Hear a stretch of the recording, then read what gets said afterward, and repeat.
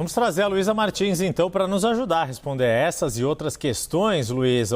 Qual é, então, o foco do ministro Alexandre de Moraes com esse pedido de explicações para a Polícia do Distrito Federal? Oi, Yuri. Oi, Débora. Novamente, sobrou pouco para eu dizer, né? Mas é justamente esse momento aí em que Bolsonaro ficou por volta de 5 a 6 minutos parado em frente ali ao carro, não entrou imediatamente no carro, ficou em frente às câmeras, aguardando a sua equipe médica dar uma série de declarações para a imprensa. E quando o ministro Alexandre de Moraes pediu para a Polícia Penal do Distrito Federal informar os motivos pelos quais houve uma demora, né, ou os motivos pelos quais Bolsonaro não foi imediatamente levado para casa depois do hospital, é a esse ponto que ele se refere, né, a esses minutos em que Bolsonaro ficou de pé, em silêncio, na frente das câmeras, enquanto o seu médico, né, a sua equipe médica, dava as declarações sobre os procedimentos realizados no hospital e também sobre o seu estado de saúde. O que auxiliares ali de Moraes dizem é que Bolsonaro pode ter se aproveitado ali, obviamente, da presença das câmeras, da cobertura intensa da imprensa a respeito do seu procedimento no hospital e ter feito ali um gesto mesmo, né?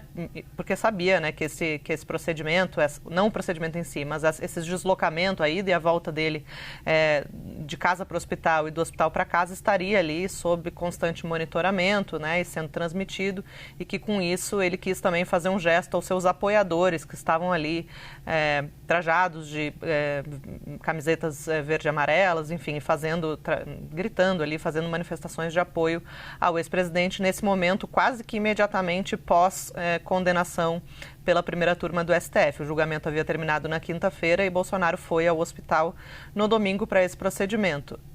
Uma fonte até me lembrou, Débora e Yuri, que o ex-assessor de Bolsonaro, Felipe Martins, ele chegou a ser multado pelo ministro Alexandre de Moraes em R$20 mil por uma ocasião parecida.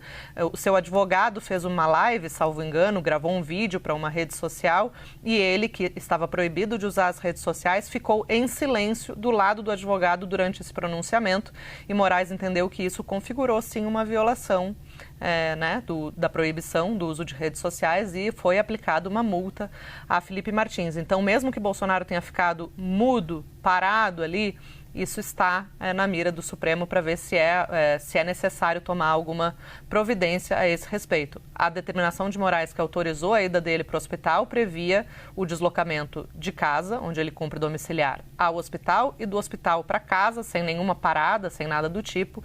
Então, a avaliação é de que, saindo ali da porta do hospital, Bolsonaro deveria imediatamente entrar no carro e ir para casa.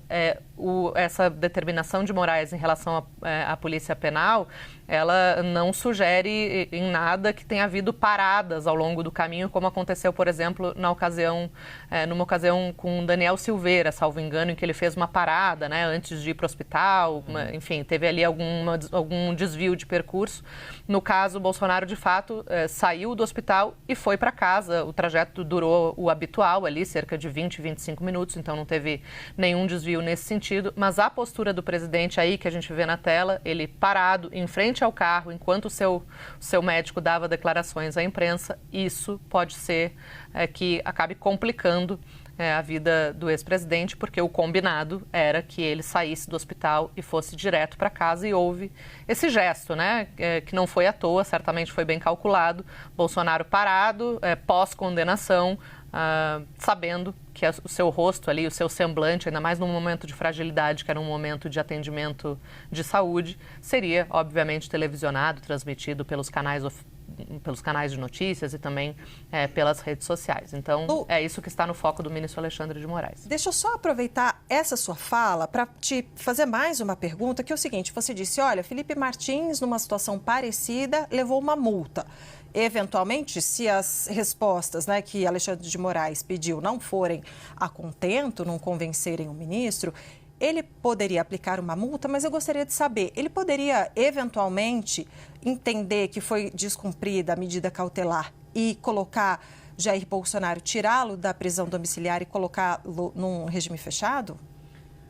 Poderia, tudo pode, né, Débora? Poderia, porque, afinal de contas, quando Alexandre de Moraes determinou a prisão domiciliar do ex-presidente, ele já deixou um alerta vermelho ali, né? Ele disse que qualquer outra ocorrência de descumprimento, qualquer nova notícia de um descumprimento das medidas cautelares, poderia ainda converter essa domiciliar em preventiva. Então, o que Moraes quis dizer foi: olha, houve um descumprimento, isso seria motivo para preventiva, mas eu estou te dando uma colher de chá e vou colocar aí em prisão domiciliar, com monitoramento eletrônico, com todo mundo ali na volta, todo mundo, digo, as forças de segurança também fazendo um monitoramento intenso ali na residência, né, no endereço do ex-presidente, mas deixou claro que qualquer novo descumprimento poderia ensejar, sim, uma prisão preventiva.